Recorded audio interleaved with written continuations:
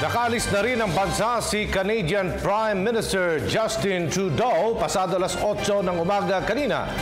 Nagpasalamat si Trudeau sa mainit na pagtanggap sa kanya ng mga Pilipino.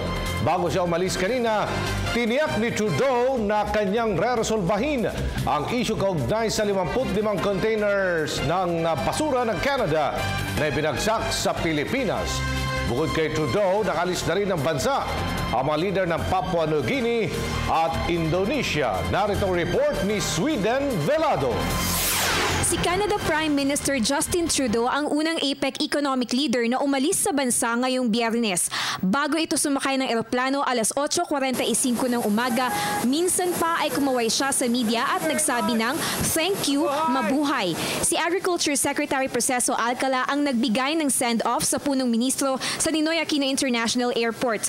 Pasado alas 9 nang lumipad ang Canadian aircraft. Tinaguri ang APEC hottie, sinurpresa ni Trudeau ang media sa kanyang ginawang press conference Huwebes ng gabi sa International Media Center sa Pasay City. Sa naganap na press con, isa sa mga tinalakay ang mainit na issue hinggil sa 55 containers ng basura ng Canada na ibinagsak sa ating bansa. I have obviously been made aware of this situation, and I've also been told that there is a Canadian solution in the process of being developed. But at the same time, I know that this has exposed a problem that needs fixing within our own legislation that we're going to lean into and ensure happens. Ayon kay Trudeau, ay aayusin niya ang loophole sa batas na nagbigay daan para dalhin sa Pilipinas ang mga basura.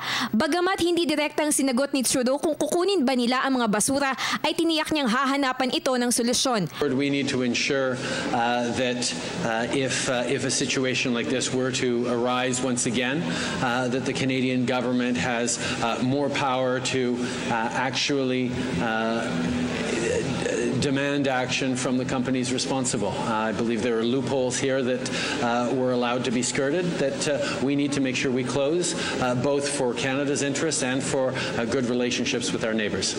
Bilang pasasalamat naman sa mainit na pagtanggap sa kanya ng mga Pilipino, ay kinamayan pa nito ang mga APEC volunteer, staff, personnel at media paglabas niya ng press con area. Subalit, sinabi ni Trudeau na mag-focus din sa kanyang substance at huwag lang sa kanyang pisikal na katangian.